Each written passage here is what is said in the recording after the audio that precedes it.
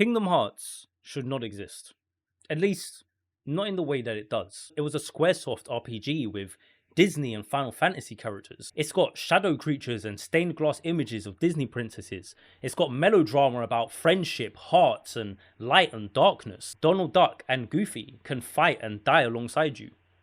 And they definitely do die. They definitely do. Sephiroth can show up in Olympus Coliseum and smack you into oblivion. And he does. He definitely does. And somehow, through all of that, the game never felt like a parody of itself.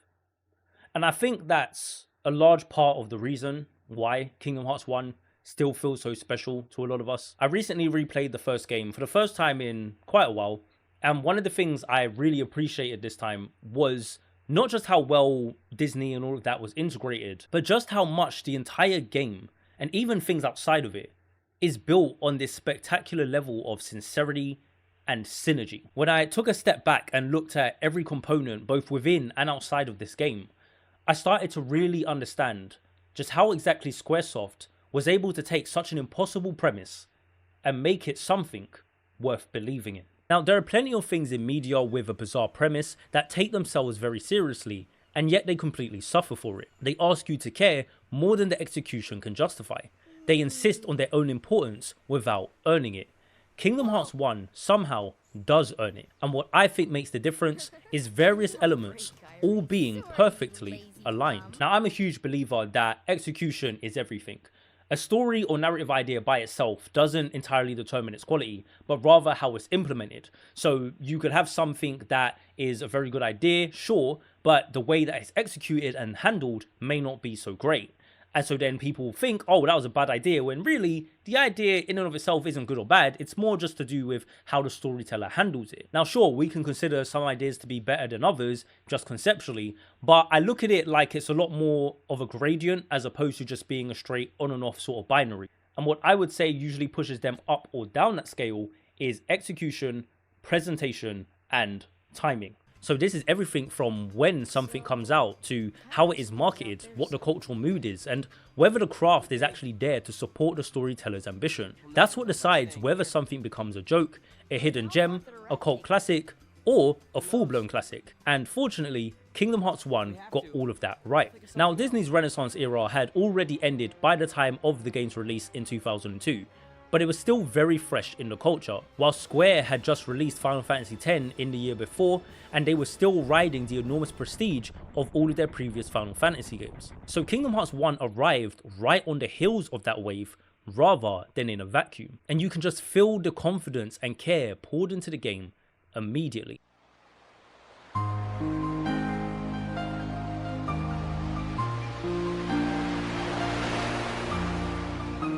Before you've even pressed anything, the game is already telling you how to feel about itself. Not through dialogue, not through lore, but through tone, music, and atmosphere. It's basically saying, this matters, this world, these feelings matter. This isn't just some cheap mashup where you point at characters you recognize and clap like a trained seal. It's such a simple and easy thing to overlook, but this very opening menu is promising you an experience that aims to be meaningful. And then if you do what I'm sure many of us did and just leave the menu there for a moment and let yourself get lost in the music, well, you're going to be rewarded with a preview of the game. And already, before you've even started the game properly, part of the experience becomes trying to imagine how all of this possibly fits together. And then when you do finally press play, the opening FMV does the same thing again. Simple and Clean is doing so much heavy lifting here, and I don't mean that in a dismissive sense. I mean that the song is genuinely exceptional and distinct. It's catchy, emotional, and immediately memorable. It absolutely sells the identity of the game. Even the one TV commercial that many people cite as being the first thing they ever saw from Kingdom Hearts also used Simple and Clean. And I think that it captured the attention of many people because it's just genuinely a very good song, which at that time you have to consider was still something that many non-gamers and even casual gamers still did not associate with video games. The advert also having a tagline, "You never know who you'll run into next," was a sort of soft emphasis that the crossover was central to this game. But one of the most underrated aspects of this opening is the fact that it directly links into the start of the actual game.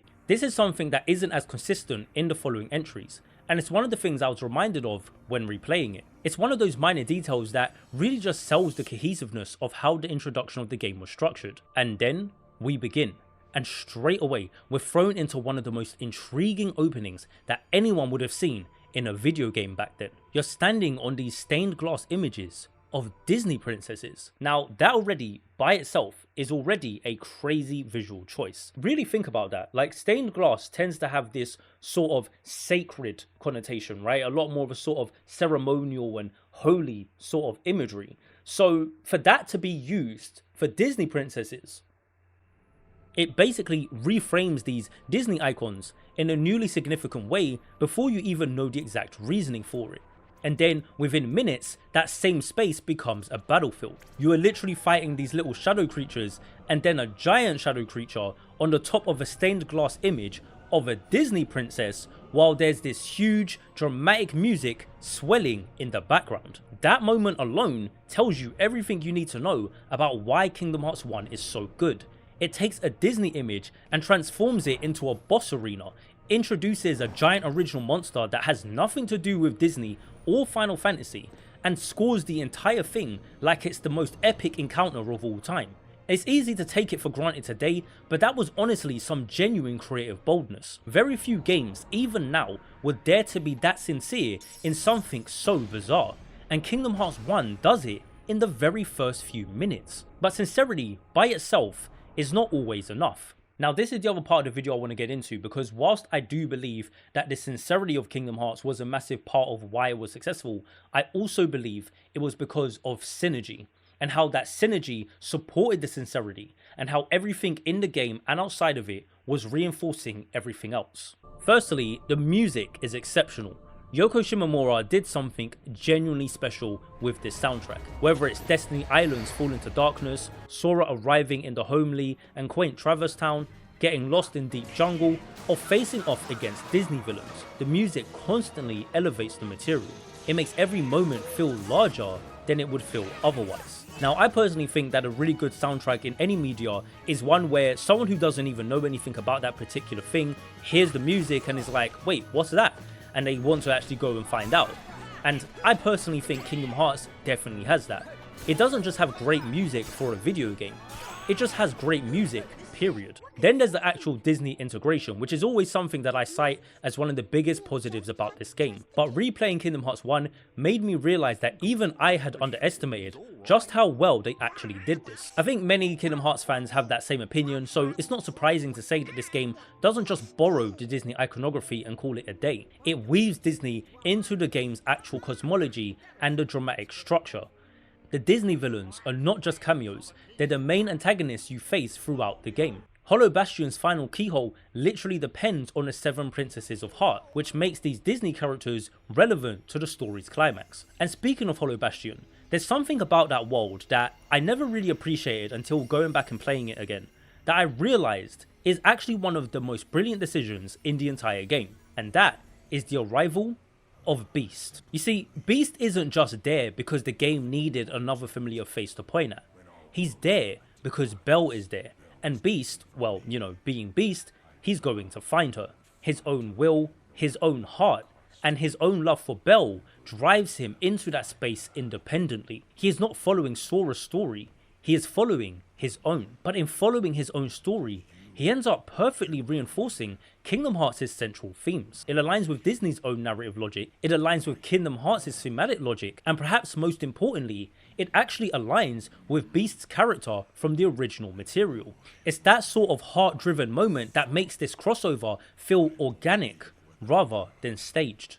And I think that's one of the reasons why the worlds in Kingdom Hearts 1 feel so much better integrated than in a lot of the later entries. Even if someone could argue that the plot in the game is very episodic, well, I would say that there is still this sense that the worlds and characters exist in relation to the larger crisis. They are pieces of a universe that's literally being pulled apart. Now, I'm not going to sit here and lie to you and pretend that Kingdom Hearts 1's gameplay is flawless. It isn't. The camera can absolutely be rough, some jumps are awkward, and I can definitely say that when playing on proud or critical mode, these issues can be extremely frustrating. But what I appreciate much more now than I did when I was a child is that the game was actually trying to make its worlds feel interactive and adventurous. You're not just running through flat corridors and murdering things for hours. There are trinity marks, chests hidden in odd places, environmental puzzles, and spaces you have to learn and navigate. There is this real sense that the worlds are places you explore and inhabit, not just stages where events happen. Even back at the time when critics were praising Kingdom Hearts 1, yeah, a lot of them did mention the imperfect platforming and the camera roughness.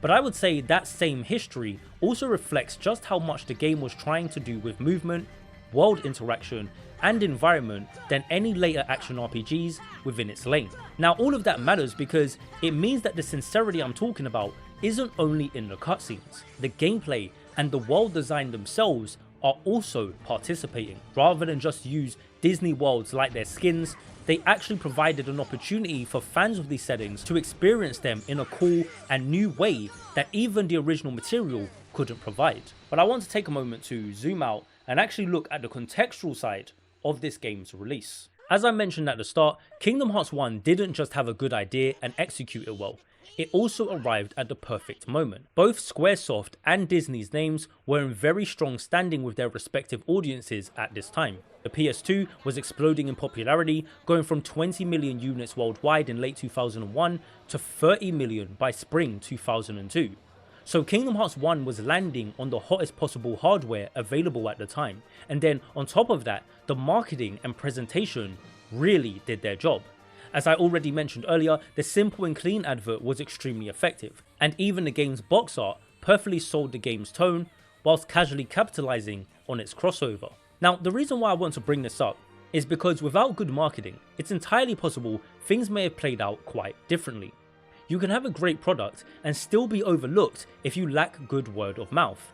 But even if you do have a great product and good marketing, it could all be ruined by unfortunate timing. I personally believe that timing alone can be the difference between something being a hidden gem and a phenomenon. And regardless of whatever anyone might say, I do think back then Disney was a massive part of why it became much more than just some cult classic. Because if Kingdom Hearts had been a completely original game, even with some crossover from Final Fantasy, I genuinely think there's a decent chance it wouldn't have been quite as popular. Maybe still good, maybe still loved, yeah, but I think there would have been a much bigger chance that it would have ended up being a cult PS2 gem that people begged for a sequel to.